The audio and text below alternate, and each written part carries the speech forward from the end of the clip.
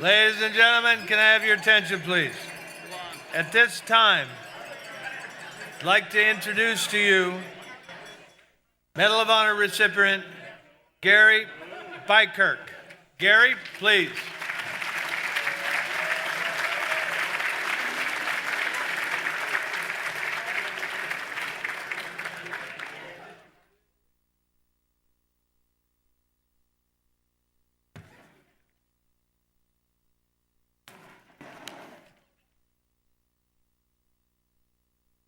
What an honor to be able to be here tonight, especially as a newbie, one of the new guys. Being a recipient, we often get asked to speak, and we have the blessing of traveling all over and sharing our story and meeting many, many wonderful people and learning many things as we travel and meet new people. When Don asked me if I'd be willing to share my story, I kind of went, yeah, sure. And then I started feeling a little bit of apprehension, how it's kind of like before you go on an operation, that little anxiety because you don't know what to expect. You're a little nervous and you just can't wait to jump into it because once you're in it, then things kind of settle down. But I started thinking a little bit, wow, an evening, food. And then all of a sudden I started having some concerns because at my age, when it gets to be about 8:30 or so, I have trouble putting sentences together and carrying on an intelligent conversation. But I'm going to give my best shot. So that was one concern I had after I accepted the invitation to speak tonight. The second concern I had concerned food and crowds. For a long time, that combination of food and crowds triggered flashbacks and nightmares of some frightening fights in a very frightening place. Now, I'm not talking about firefights in Vietnam. I'm talking about food fights in the middle school cafeteria.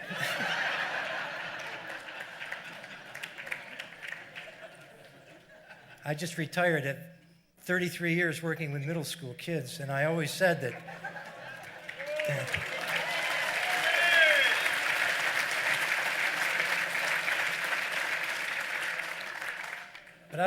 Vietnam provided me good training for working with middle schoolers. I always said that before they send somebody to combat, they should send them to spend 2 weeks in the 7th grade classroom. If you can do that, you can survive anything. And working in those cafeterias, I really learned about the truth that it's hard to hit a moving target. I wish I would have known that while I was in Vietnam. I mean, might not have got shot 3 times. But it is a blessing to be able to be here because through the years when my wife and I have had the opportunity to share things, we've learned so much. And one of the things that we really appreciate about being able to have the opportunity like this is that we get the opportunity to thank people and to encourage people, to thank them for what they're doing and what they have done, and to encourage them to keep on doing what you're doing because it's important, because it does mean something to those who you're doing it for. And unless those of you who are here are some kind of superheroes, there's going to be a time, like I've heard that you're going to start planning for next year's event a month after this. During that time, there's going to be moments when those of you, no matter how much you've been involved or no matter how many times you've done it, there's going to be those moments where you're going to say, wow, I wonder if anybody really knows and appreciates what we've done here. I wonder if it really matters. Well, when we get an opportunity like this to share with you that what you have done here matters, we relish that opportunity. It's so important to be able to share that with people, that what you are doing that's making a difference in the lives of others does matter. You're appreciated, and that there are those who will never, ever forget. And that's the part of the message that we share, whether we're talking with civilians, the military, non-military. It's so important for us to let them know that you are appreciated. And especially you here in Gainesville, from the tremendous escort from the airport, to the tree dedication, to the talks around coffee over in the hospitality suite, where we've just been loved on by you. It matters, and it made the difference. And one of the things that meant the most to me was when we went back to the high school last night for dinner, I was watching the Gainesville softball team, girls team, practicing softball. And they saw us coming back, and they dropped their gloves, ran off the field, and ran to the side of the road just so that they could wave and say, hi, you're appreciated. Thank you. That means a lot. And if I may speak for my other recipients and those that have been here, what you have done here these past few days and what you've done in years past will never, ever be forgotten. It means a lot. You are appreciated. And everybody needs to know that they're appreciated and what they do matters. Because like I said, unless you're some kind of superhero, life is going to hit you hard. And there's going to be those moments when you doubt and you wonder, is it worth it? Does anybody care? Life is going to test you. For some of us, war tested us. There was a time that I felt and wondered if it mattered, if anybody cared. Because war challenges who you are. War challenges why you do what you do. War challenges what you believe. War challenges how you relate with other people and how you relate with yourself, what you believe about yourself. Over the years, I've often wished that there had been times when there would be somebody who might just listen to say thank you, that you're appreciated. Not that they could really understand, but if they could just listen to me, that would be enough to make me feel like it was worth it.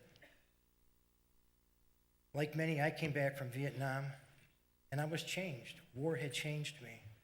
Things that I had believed in were tested and challenged. Things that I thought was real about myself, things that I thought were important, were changed. Life didn't mean the same to me anymore. I came back with a difficulty dealing with feelings that I didn't know how to deal with them. I came back, like many, different. And like many, I couldn't find somebody to listen.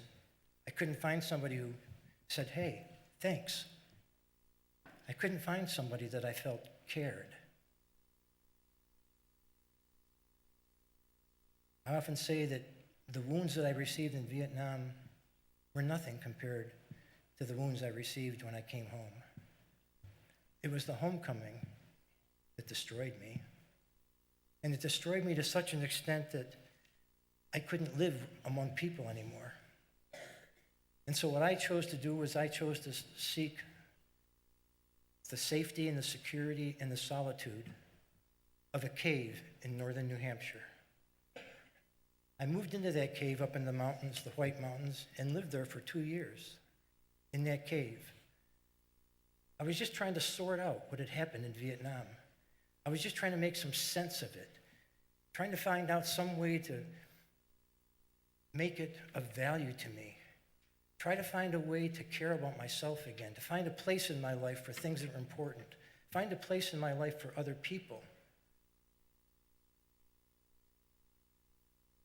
I tried to find a way to heal. I tried to find a way to restore value to my life.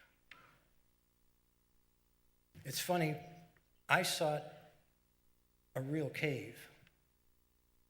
But for many of us, no matter what, whether you're military or non-military, there's things that happen to us in life, and many of us seek a cave to go to, an emotional cave. Many veterans that I know and many veterans that I still work with seek their caves. Maybe it might be a cave with walls that they build around keeping people out. It may be walls of alcohol or drugs. But everybody seeks their cave for the same purpose, and that's to try to find some way to stop hurting. They try to find some way to feel different. We all have that same goal, and unfortunately, many times we seek that goal at the expense of our relationships with others. We seek that goal at the expense of a marriage. And all too often, we seek that goal at the expense of our own life. Well, I found that cave that I went to, and as I said, I stayed there for 2 years. And one of the things that I did in that cave was I reflected on a saying that I'd heard in Vietnam that meant a lot to me. And that saying was, to really live, you must almost die. For those that fight for it, life has a meaning that the protected will never know. I moved into that cave, and I fought. I fought to survive in that cave. I wanted to find a reason to continue to live. I wanted to find a reason to continue life. I struggled to find a meaning to what had happened to me because I knew I wanted to heal. I wanted to rebuild my life. I wanted to really live again. And then I began to really enjoy the solitude. I got to live where I could live with myself. I got to enjoy myself again. Because, like many, I forgot. I hid from all those memories, thinking that if I could just forget, it'll be better. Forgetting would make me heal. Forgetting would make me feel better. Well, I mentioned that cave story because it's when I was living in the cave that I was told that I was being awarded the Medal of Honor. And here I was starting to really enjoy myself again, and all of a sudden, everything that I'd been trying to forget came right back to me. Because now they were going to give me a medal for what I was trying to forget. And that sent me right back into this chaotic search for my life.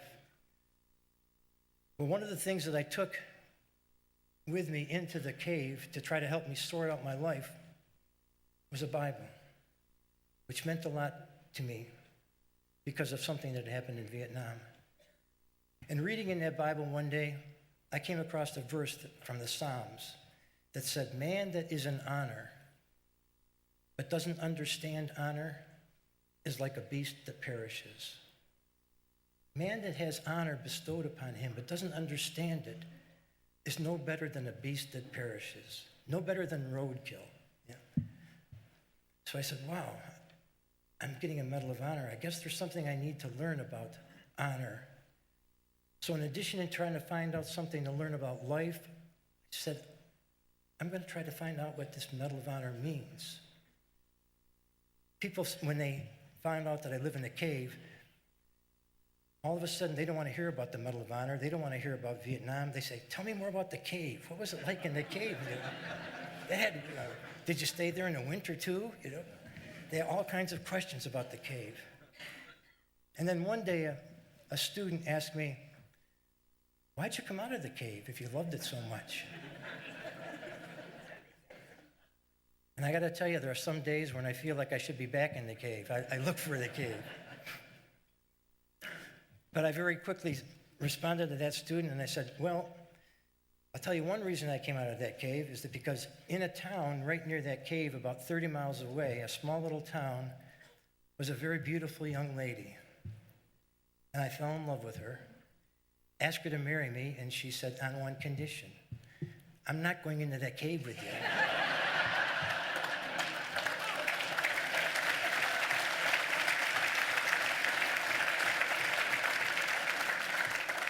And we just celebrated our 41st anniversary. Lolly?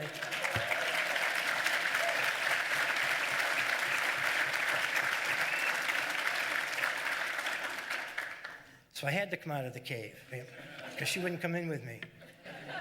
But there was a more important reason that I came out of that cave. I came out of that cave because I felt that in those 2 years that I had spent in that cave that something was happening inside of me as I kept on fighting for life. To really live, you must almost die. To those that fight for it, life is going to mean something to you that the protected will never know. And I felt that there was a message being formed in my heart, a about life, about what war can teach you about life, about the Medal of Honor, about what honor means, about things like duty and sacrifice and value. And I began to feel that this was an important message that needed to be shared. And I felt like someone was saying, Gary, come out of the cave. And it wasn't my wife. Come out of your cave, Gary.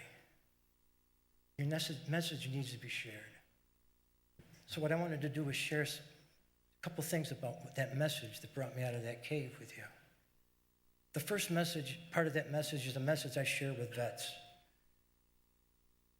And that is that in the midst of your pain, and I know sometimes the pain can get so great, and sometimes you will pray to forget, thinking that if you can just forget, you'll get better. And sometimes life hits us that hard and we just want to forget. But I've learned that forgetting isn't getting better. Forgetting is not getting better in your life. Forgetting and staying in your cave is not healing. Healing is dealing with and confronting those things that drove you into the cave. Healing is finding somebody that you trust, finding someone that you feel will listen to you and not judge, may not understand, but that's okay. They just need to listen. Because in listening to you, it adds worth to what you've gone through. It makes it real to you that it was worth it. And it gives you that opportunity to try to sort it out. You need to find somebody who's willing to sort through all that stuff. Because underneath all that stuff that you've been trying to hide for all those years, there are some tremendous nuggets of truth about what life really means. And if you're afraid to go there because of the hurt that might feel, you'll never find those nuggets of truth to rebuild your life. To those who fight for it, life has a meaning that the protected will never know.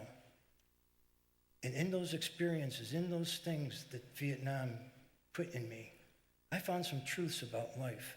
I found some truths about what's important. And it enabled me to be able to rebuild my life. It enabled me to begin to believe in myself again, to care about something greater than yourself, to care about other people. That's what war taught me, the importance of others. I also share that what I learned about what this medal means. This was a real struggle. For years, I would not put this medal on. I couldn't be around it. One day my wife hung up the citation and I told her to take it down because I didn't understand what this meant. But I learned, like many recipients, that this medal is not about me. I just did what I was trained to do. Did nothing special. I did nothing any more than the next guy would have done for me, and many times the next guy did it for me. I learned that this medal is not about me or what I've done. But the honor that goes with this medal is very, very important because this medal is greater than one person who did one thing on one day. This medal is important and special because I've come to understand that this medal symbolizes that there's a different way to live your life. There's a way to live your life about caring for other people, about valuing something in life that's greater than you, about believing in something that's worth fighting for, worth defending, worth living for, and if necessary, worth dying for. This medal is special because it gives that message to everybody who sees it. It gives that message that it's not just about one person, but it's about countless people who, since this country was founded, have believed in something greater than themselves, who have valued freedom and have loved the truths that this country was founded upon. This medal gives that message too, that it's for countless men and women who have done countless acts of service and love for country. That's what this medal's about. It's not about me. It's about that World War II veteran that you might see drinking coffee at McDonald's, or the local coffee shop. It's about that Vietnam, Iraq, Afghanistan veteran who every week goes to the VA as they try to deal with the effects of war and try to live their life. I've learned that this medal is not about me. It's about that 18-year-old kid that just graduated from basic training and he can't wait to get home to show everybody, wow, look at me. I'm now one of the few, the proud. This medal's not about me, it's about that Gold Star family that has lost someone and will never be able to replace that empty place at their table. That's what this medal is about. It's not about me. I learned that when I wear this medal and put it around my neck, that there's no room for self. It's not worn for anything that I've done. It's worn for every man and woman who has ever raised their hand and said, I swear to defend this country anywhere, anytime, regardless of the cost. It's not worn for anything that I've done. It's worn for that man or woman that you see in the Dallas airport as they're hugging either their husband or their wife as they make the next deployment downrange. That's who this medal is worn for. I've learned that this medal is worn for the law enforcement officers, first responders, so many people in our communities who care about us more than themselves, who each day serve and protect so that we can live and enjoy the freedoms that we have. That's what this medal is worn for. That's what this medal is about. That's why people are so excited to see the medal and that blue ribbon, because that's the message that this medal gives. I've learned that this medal is symbolic of something that lives in the hearts and in the minds and the spirit of every man and woman that loves this country. I've learned that this medal is symbolic of what chokes me up and I can't finish the national anthem. I've learned that this medal is about what brings tears to my eyes when I hear taps. That's what this medal's about. It's about who we are as a nation. It's about who we are, our heritage, the legacy that has been created because of countless men and women who have loved this country more than self. Some might call that patriotism. But I think it's more than patriotism. Someone has said that patriotism flows from the heart of a soldier. And in this short time, I've spoken from my heart to try to share with you some of the things that I learned while living in the cave about life and about this medal. I'm going to try to bring this to a close by sharing one more thing that this medal means to me, and it's very personal.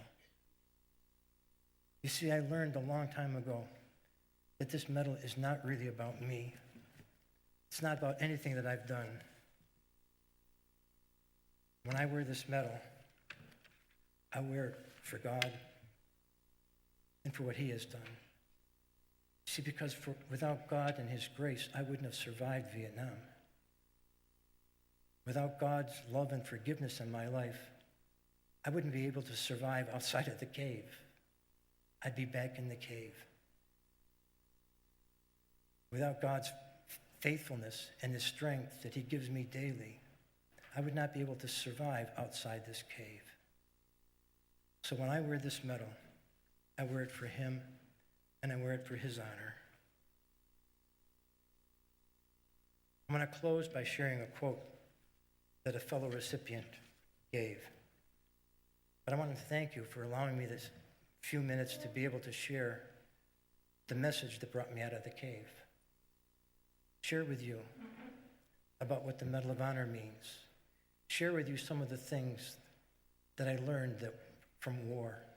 Share with you some of the things that I've learned from the battles. Share with you some of the things that I've learned because I've fought to live, because I want to survive. Thank you for allowing me to share that. This quote I heard from Sal Junta.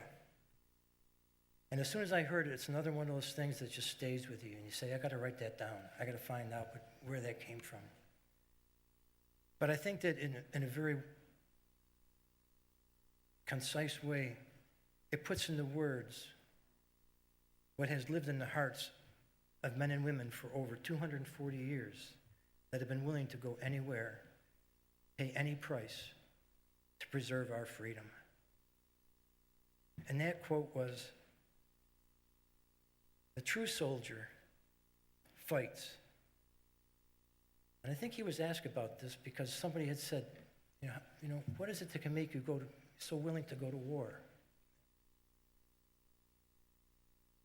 When I hear something like that, I immediately flash back to the 70s, and some people who questioned our motivations and our participation in what we did in the war. And I wish I would have known this quote, because I would have loved to have said this to many of those people that called me a baby killer and spit on me. The true soldier fights, not because he hates what is in front of him.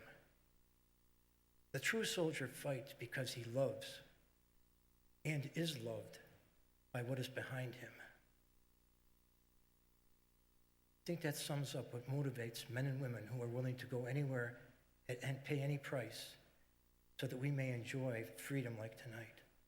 The true soldier fights not because he hates what's in front of him. He fights because he loves what is behind him and is loved by what is behind him. For those of you in this Gainesville community, I thank you for being behind and being alongside those men and women who stand before us and defend us. I thank you for your love and support. I thank you for being there, being here, to listen to our stories, to just listen and smile. Because your smiles add support and care to us. May you continue to care. May you continue to be there. May you continue to listen. To those of you here that have served, to you and your family, I thank you for your service. I'm honored and humbled to be counted as one of you.